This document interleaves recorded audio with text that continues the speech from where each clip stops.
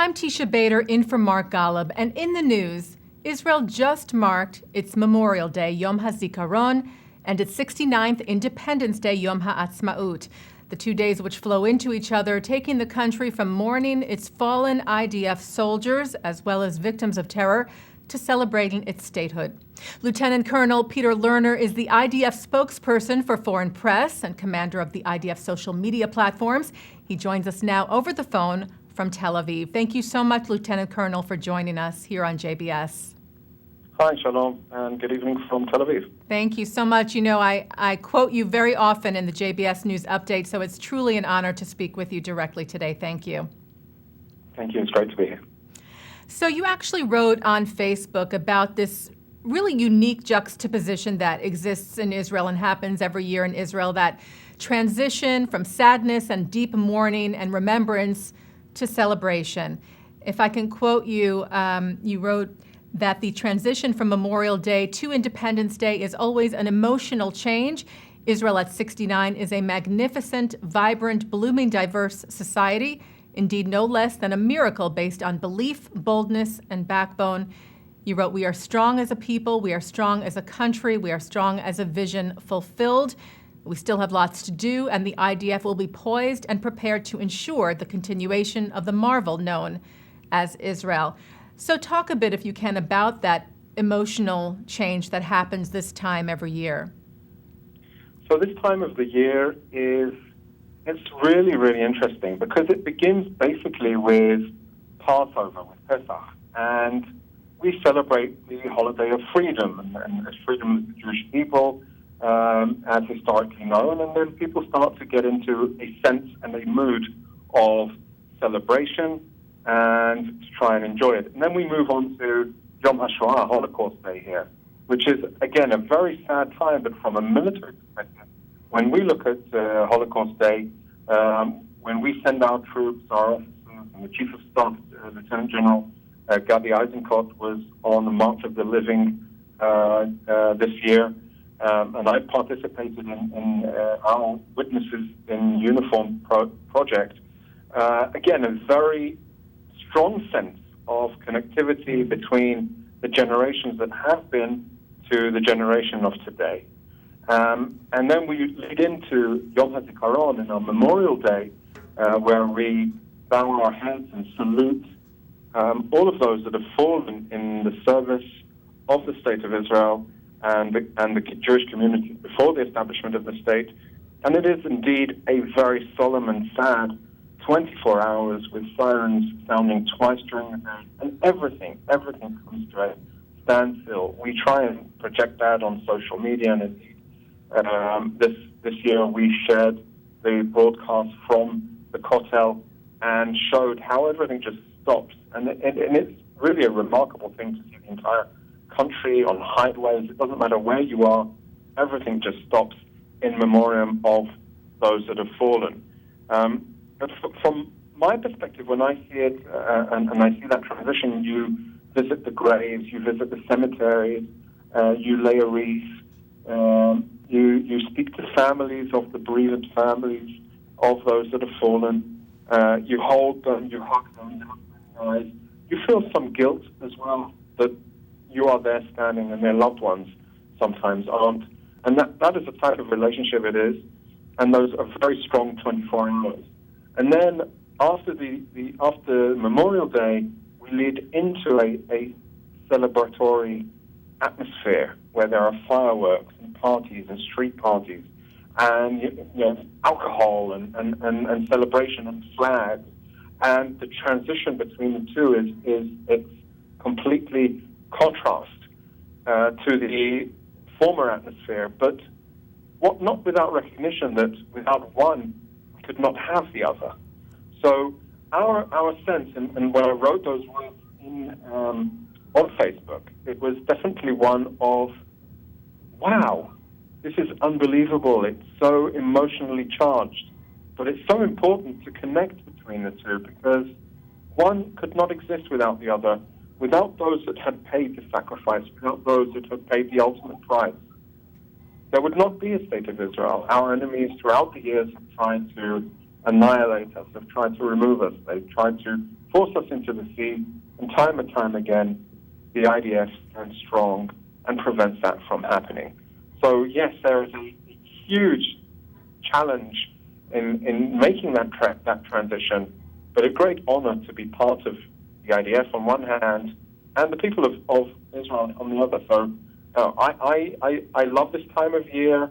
It hurts, but it is a great honor to be here and to stand at that time.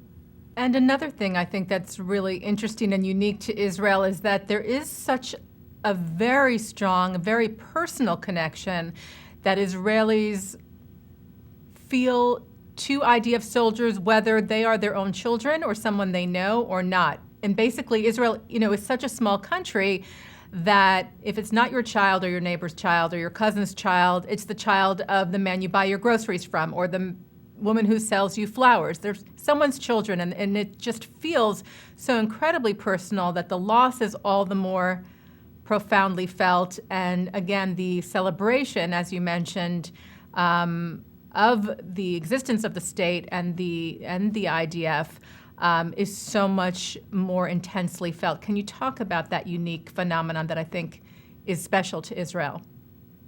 Absolutely. The IDF is an army of the people. So without that sacrifice of people putting their lives on hold for 2 or 3 years to begin with, then the military cannot exist. So, of course, everybody or every soldier is a son of the people of Israel and son of the state of Israel, and every daughter is a daughter of such.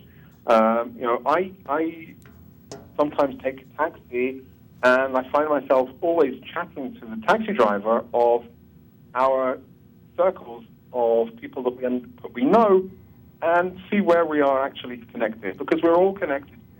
And if it's not somebody that you went to school with, then it's somebody you served in the military with. And if it's not somebody that you served in the military with, then it's somebody that you're related to with a distant relation. So definitely I would say there's lots of interconnectivity between people here. And I think that's a strong part of the solidarity and the mutual recognition that the IDF is such a strong melting pot of Israeli society. And as a melting pot, then of course everybody is going to be a son or a daughter to the people. I lived in Israel for a number of years, and there are a few stories that really impacted me so much to the point that you were just making. This was the early to late 90s, and one story, of course, was the kidnapping and then murder of IDF soldier Nachshon Waxman by terror group Hamas. Nachshon was killed during a rescue effort by IDF forces.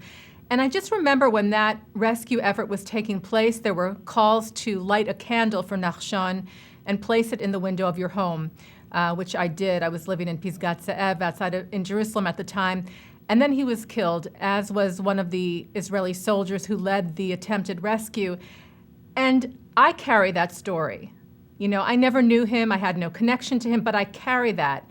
And there have been so many stories of Israeli soldiers, of course, killed defending the state. How do you carry those stories? How do you deal with the weight of that? So here's how we're connected, and it just goes and speaks directly to what we were talking about. And as you were describing Nachshon Waxman, I felt goosebumps because I actually knew Nachshon. Wow. I went to school with his older brother, so it just goes to relate to how much there is interconnectivity. I would say trying to relate to that sense of everybody is connected, and how do we support one another. And when somebody loses their son or their daughter in tragic circumstances because they've put themselves on the line, on the front line, and they've made that sacrifice, then as a society we can't turn our back on them. We have to show them the support. We have to give them the shoulder. We have to hold them dear to our hearts, because tomorrow it could be somebody else's son or daughter. And unfortunately, the reality here requires us to have a strong military that is present. The threats on our borders, whether it's Hezbollah in the north, whether it's ISIS in Syria that is breathing down our necks on the border there, whether it's ISIS affiliates down in Sinai or Hamas in the Gaza Strip or terrorist organizations operating from Judea and Samaria, or even lone wolf terrorists that wake up in the morning. They can take a soldier at any given day, and this is the type of reality that we recognize and acknowledge that can happen from one minute to the next. So, yes, we're connected. Yes, we have to show solidarity, and yes, we shed a tear for every soldier that falls. But we also realize that it sometimes is the price that needs to be paid in order for us to be such a vibrant, strong society with conflicts, with internal conflicts, and definitely not a perfect society, but one that is worth fighting for. And from my perspective, that is the true honor. That when you are a serviceman or a servicewoman, and you know that you have something which is right to fight for, you will do it, and even if it costs the ultimate price. And we mentioned in our newscast last week, actually, the new Hall of Remembrance at Mount Herzl in Jerusalem that was just opened on Yom Hazikaron, and really tries to focus on telling each individual story of each fallen soldier, because really each and every one of those numbers, those thousands of numbers that we quote every year, is an entire world for that person's family and friends. Can you talk about the new memorial and what it really is seeking to do? So it's also looking at, I have yet to visit there, but it's a Ministry of Defense project that was inaugurated last week, or earlier this week. And I have plans to take my staff and soldiers to visit, because I think, the problem is, and I saw it when I was standing in the plot of the 1967 war. And as I was standing in the Six-Day War plot, where the people that had fallen from the Six-Day War, I was looking around to see who was there. And those people that had fallen in that conflict today, if they were alive, they would be in their 70s. So the families, the fathers and mothers, aren't coming to the cemetery anymore because most of them have passed away or they're too old to make it. And so you see brothers and sisters. And I think our obligation to those that have fallen is that forever there will be somewhere that, as a community, collects their memory, collects their the life story, connects the bigger picture of just beyond the individual, because each one has an individual tombstone. But as a collective, there's a much stronger story that needs to be told. And we need to remind ourselves that each piece of that puzzle is a piece of the puzzle of Israel, and we need to be thankful for that. So that's the project, and I agree. It's a hugely important project that needs to be celebrated and visited, and I intend to do so. So part of your job, of course, is also to explain to visiting dignitaries, to groups about the IDF and the security challenges that are facing Israel. And I saw you posted about meeting with the Chief Rabbi of Great Britain, Ephraim Mervis, who's visiting together with the Archbishop of Canterbury. What do you tell people to try and convey what Israel is up against really every single day? So I share with them our concerns. I share with them the types of threats and challenges that we face. I share with them the types of enemies that we have looming on our doorstep, forever challenging our way of life, and try and convey that type of message to convey a reality which most people in the Western world don't realize. And I think, sometimes when I talk about the types of threats that we have and the challenges that Israel faces, sometimes it can be a bit pressing. But then all I have to do is look outside the window and see from my office in Tel Aviv all of the cranes and all of the development. And I speak to my young soldiers who are between the age of 18 and 23 or so. And you see vibrant, strong-willed young people who you know that there is no way anybody can beat us in that respect. So to try and combine the story of the challenges and threats that we face together with the promise and hope that the people here want to fulfill themselves and are really devoted to our existence. So, Rabbi Mervis, Chief Rabbi Mervis, tweeted that I talked about the existential threats, and I don't believe that there are actually any existential threats. We have multiple threats on multiple fronts, but we're strong and we will prevail in any threat that we face.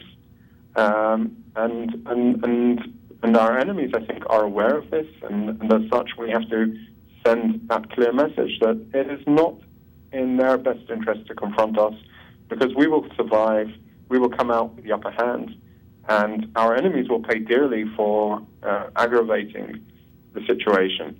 I love speaking to anybody that actually wants to talk to me about these types of things, and I see it of great importance to speak to anybody that has an interest in what's going on here, and I think that was absolutely part of my job, and it is something that needs to be told.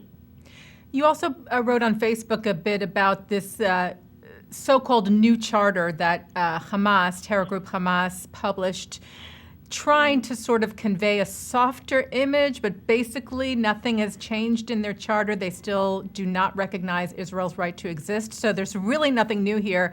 What do you make, though, of those efforts on Hamas's part, at least, to try and portray themselves as somewhat softer? So first of all, we need to ask ourselves, what is Hamas trying to gain from this paper? And while it has not replaced the original anti-Semitic charter, but rather as an addendum supplement to the original, it does lay on the table many articles that enables at least some of the Arab world to speak to them more openly, and perhaps also some people who would be that way inclined in the West. When I read the paper, and I read it from cover to cover, it's a 5-page document, not too long. I see window dress terminology that can be appealing to a Western ear, but I don't see any substantial change. When you call for you say you'll accept a Palestinian state in the 1967 border, and then continue by saying, and all of the other Palestinians, refugees, have to be able to go home to their own houses where they were removed from, then you're ultimately saying that Israel can't exist. And then they added to the fact that there is no room for an Israeli state between the river and the sea. So why does that change? They're still calling for the annihilation of the state of Israel, just saying, let's do it and be less vocal about it. So my perspective is it's just window dressing. It's pulling wool over the eyes of the world, perhaps, in order to try and convince the world that they're more accessible. I think they're also, and I think the majority of the document is actually focused for internal political needs and to try and challenge the Palestinian Authority and the Fatah party, and there's definitely challenges that they have. So, we are concerned with Hamas. This is a terrorist organization which has carried the flag of terrorism, suicide bombings, abduction, killing, murdering with pride, and celebrated it in the streets of Gaza and Hebron and other places. Last year we had a bus that was blown up by Hamas in Jerusalem, and the people in Gaza were handing out sweets and candies to celebrate it. So nothing's changed in this part of the world. It's just the type of message that they're trying to send out. Right. I think people need to be a bit more shrewd about what Hamas is trying to gain from this. And as we speak, we're actually taping this on Wednesday. Palestinian Authority President Mahmoud Abbas is in Washington today. He's meeting with U.S. President Donald Trump. And of course, the discussion will focus on a number of issues relating to Israel, one of which people are saying maybe calls for the PA to stop financing the families of these Hamas terrorists. Can you explain to our viewers about what actually happens, how payments are made by the Palestinian Authority to these families, and also what Israel perhaps is hoping from this visit today? So there's an entire system of paying families of terrorists that have been killed or incarcerated. And the entire system is based on how the Palestinian Authority pays the families with tax money, some would say with international aid money, and the idea is that, and what they're doing is anybody that's sacrificed for the Palestinian cause needs to be supported. Unfortunately, when we look at this, we see a negative trend. This actually encourages people to carry out acts of terrorism because they have no worries afterwards, and then their families will be taken care of.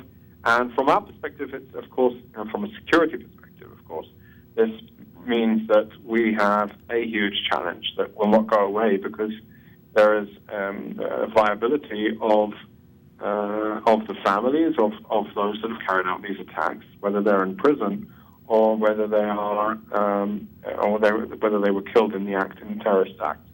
So when you pay them, then you are sending a message that this is a positive norm, and that's unacceptable to us. That's unacceptable basically for anybody, and anybody that is supporting the Palestinian Authority from a financial perspective needs to be very, very cautious in the types of money that they are giving and where it is going. I'm not saying that there aren't needs, but it needs to be reviewed, and definitely needs to be there needs to be a red line that you cannot sanction terrorist activity by giving them, if they're incarcerated, or their families, if they were killed, money for support.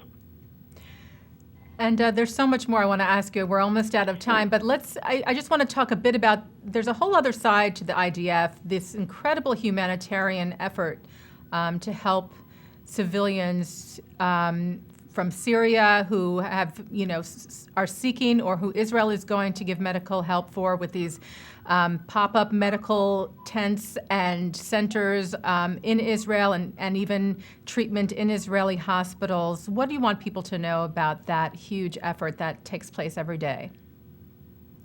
It is a huge effort, and it is something which is of substance and of moral importance, because it's generally the right thing to do. You have to keep in mind that people that are coming to Israel for help have been told throughout their entire lives that Israel is the arch enemy. So when somebody is coming to us, they are in dire need. They have a lack of medical services and doctors in Syria. So they come to us as a last resort. Almost every night we facilitate the access of Syrians that are seeking medical assistance.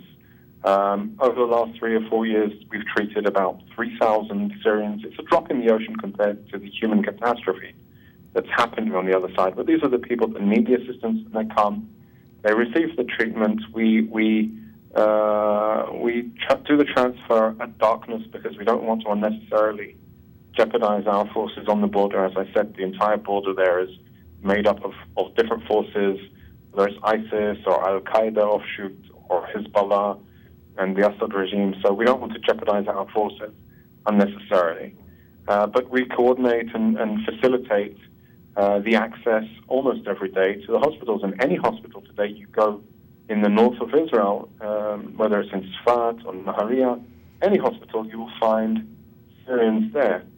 Does it change anything? I think in the long run, perhaps, and definitely in the short run, from the individual perspective, from what we hear from the people, of course they're appreciative, and sometimes they realize that their whole lives they've been lied to. Does it mean that they want to stay here? Absolutely not. We've had one case where somebody asked not to go back to Syria, but asked to go back to Jordan, and we facilitated that. But definitely it's a component, and it's the right thing to do, and that's something that we will continue to do. And what else do you want people to know about the standard, the very high standard to which the IDF holds itself and its soldiers? So the professionalism and the morality of the IDF is one which it's a guiding star, and it's something you have to take young men and women and make them into professional soldiers in a very short time, and that they have to be able to differentiate between right and wrong and the authority that they are given. And I would say we do a very good job in that respect. Um, we have huge challenges. Our enemies will do everything to take advantage of the humanitarian aspects of Israel and the civilian aspects of their own population in order to exacerbate the situation for their own gain, political, public relations.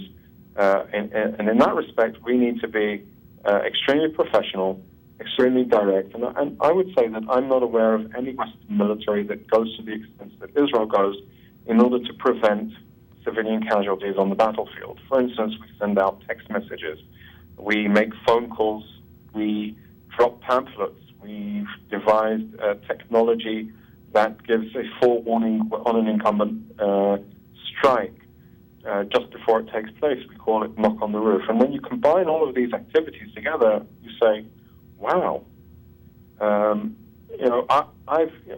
Western militaries have come to Israel to learn how we do this.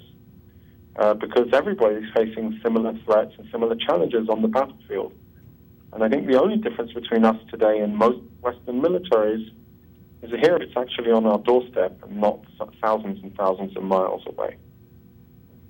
Well, the IDF truly is unique, and we appreciate everything that you do, everything that the IDF does, and we are in their debt for sure. Thank you so much, Lieutenant Colonel, for taking the time from your very busy day that doesn't stop, I know, for joining us here on JBS. We appreciate it very much.